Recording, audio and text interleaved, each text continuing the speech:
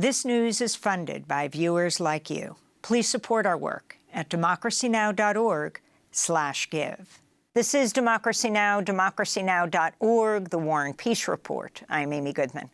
Gaza's two largest hospitals, Al-Shifa and Al-Quds, have stopped functioning as Gaza's health system collapses under relentless Israeli bombardment and blockades. On Saturday, Al-Shifa Hospital ran out of fuel, forcing doctors to remove dozens of premature babies from incubators. 6 preemies have already died. Doctors are struggling to keep more than 30 other babies alive. Palestinian health officials have accused Israel of using snipers to shoot at people inside the hospital complex where thousands of displaced Palestinians have sought refuge. Israel's claimed Hamas runs a command center below the hospital. Hamas and medical officials at the hospital have denied the claim. On Sunday, Dr. Mohammed Obeid, a surgeon with Doctors Without Borders, described the dire situation inside the hospital. The situation now is very bad. We don't have connection. There is no internet. Sometimes we have some that is on the call phone. We're on the 4th floor. And also there's a sniper who attacked 4 patients from the inside the hospital. One of them has the gunshot directly in his neck, and he has a quadriplegia, and the other one, he has a gunshot in the abdomen. Some of the people which actually go outside the hospital, they want to go to the south, they bomb them also. They bomb the family from the Shifa hospital today in the morning. There is no electricity actually, there is no water, there is no food. So our team is exhausted. We have 2 neonate patients die actually because the incubator it's not working because there is no electricity. Also we have the adult patient in the ICU. He died because the ventilator is shut down because there is no electricity. We can see actually the smoke around the hospital. They hit everything around the hospital, and they hit the hospital many times.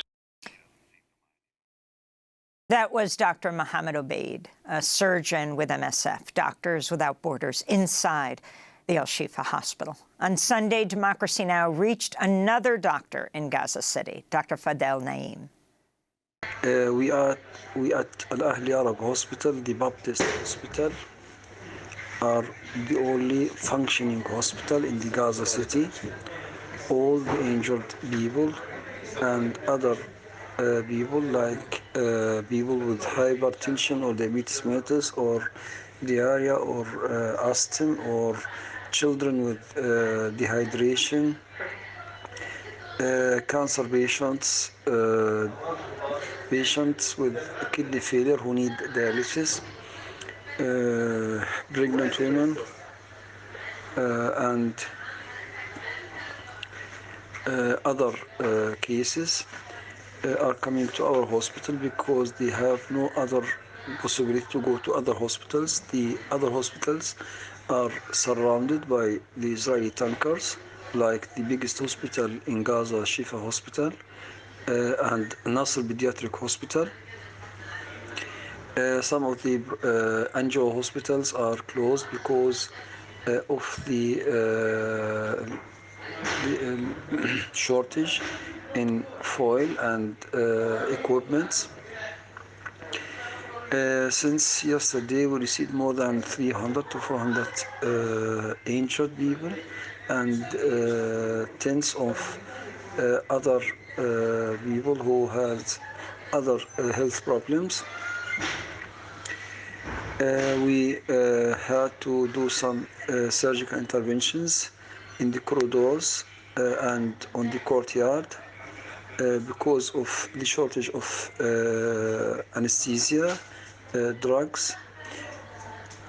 Our biggest problem is the shortage in manpower because we are a small hospital. We are not prepared to receive such like these numbers of patients at one time. Many volunteers came to help us, but we need specialized doctors in different specialties, in general surgery, in neurosurgery, chest surgery, vascular surgery, and gynecology, in pediatricians. Unfortunately, we couldn't help many of these patients. Some of them died because we couldn't do anything for them. That was Dr. Fadel Naim speaking Sunday from Al Ahli Al Arabi Hospital in Gaza City. To talk more about the humanitarian crisis in Gaza, we're joined by Dr. Tanya Haj-Hassan. She's a pediatric intensive care physician who works with the humanitarian aid organization Médecins Sans Frontières, MSF, or Doctors Without Borders. She's in regular contact with health professionals in Gaza and previously worked as a medical trainer in Gaza and the West Bank. She's the co-founder of the social media account Gaza Medic Voices, which shares firsthand accounts from healthcare professionals in Gaza. On Saturday, she took part in a vigil outside British Prime Minister Rishi Sunak's office in London. She broke down while reading an urgent message from the director of Al-Shifa Hospital in Gaza, Dr. Nidal Hadrous. We, as medical staff, want to leave, but we cannot. We might not survive until the morning.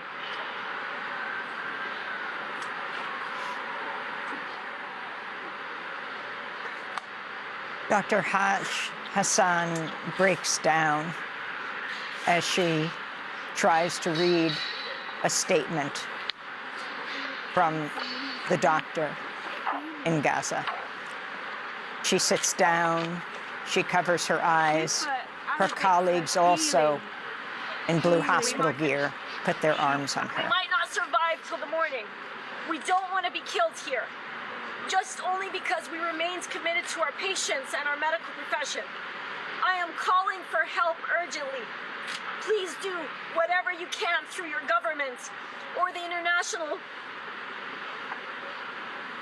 the ICRC, the Red Cross, to arrange a safe corridor for the medical staff. Please treat this as top urgent. This is the director of the major trauma hospital in Gaza. I'm going to leave you with one more message.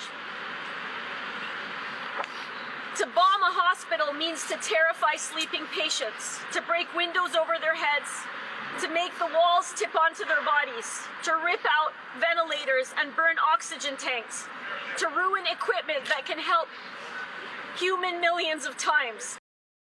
That was Dr. Tanya Haj-Hassan, pediatric intensive care physician who works with the humanitarian aid group Doctors Without Borders, reading an urgent message from the director of Al-Shifa Hospital in Gaza, Dr. Nidal Hadrous. Dr. Haj-Hassan, thank you so much for joining us. You must be, to say the least, beyond exhausted. You were reading that statement in London. I last saw you in Jordan, and now you're in Toronto, Canada. Can you talk about the latest? That was Saturday. This is now 2 days later. Yeah. Just to be clear, this was a vigil with multiple healthcare providers present who have been working in the Gaza Strip for over a decade. And we're all in tears. I mean, every day we feel like we've reached the worst. And I'm going to quote one of my colleagues in Gaza, a young female surgeon, who said, every day we think that we've reached the worst thing that could ever happen, and it's impossible that the world will be silent to it, and it will definitely get better, and we finally reach the end. And then the next day it proves that there's something even worse. And I share that sentiment. We have descended into a very dark era for humanity. Let me just paint a picture for you of the conditions as far as I know them right now at Al-Shifa Hospital. I'd been receiving updates up until about an hour and a half ago. It's very difficult to receive updates. As you know, communication has been cut off, so they're intermittent. There's certain individuals who have intermittent connection. Al-Shifa Hospital is the largest trauma hospital in Gaza.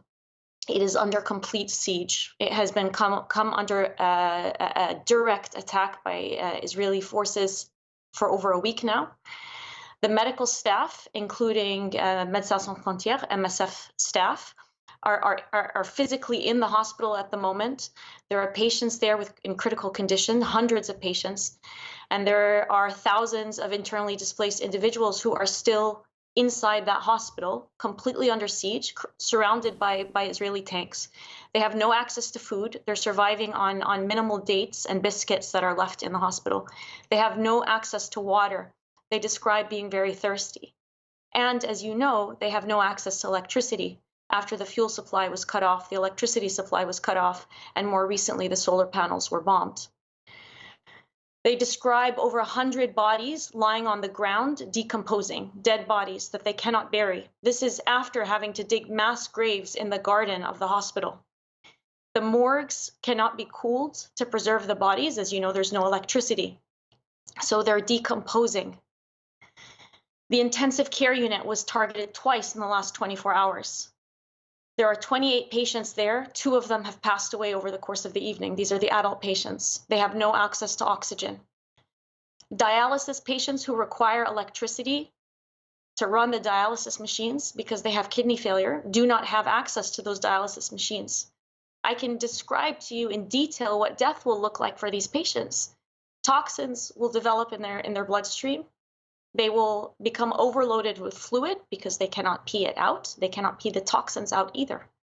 They will feel very unwell. They will probably get very confused. They'll have difficulty breathing, and eventually they'll die. This is a slow, horrible, painful death, preventable, painful death, like all the deaths in Gaza. Anyone who moves inside the hospital is getting directly killed. 2 nurses were killed by snipers in the last 24 hours. Anyone who tries to leave the hospital is targeted. You mentioned the 38 premature newborns, 3 of whom who've died are currently outside of their incubators at risk of hypothermia without access to oxygen, and I'm not sure how they're going to provide them with all the things they need, including food. This is an entire hospital that's completely cut off, and we've had very little to no news from the other hospitals in the north of Gaza. Last we heard, they're completely surrounded, like El Shifa Hospital. And, you know, we're in a situation where there has been a systematic attempt to destroy civilian Palestinian livelihood and existence in all of Gaza, not just the north. 30% of the killed have been in the south of Gaza, which is supposed to be the safe zone. Humanitarian corridors, or so-called humanitarian corridors, are called the corridor of death by Gazans because they get directly targeted as they're trying to flee on these corridors. You know, Doctors Without Borders, and I mentioned we're really struggling to contact a lot of the staff.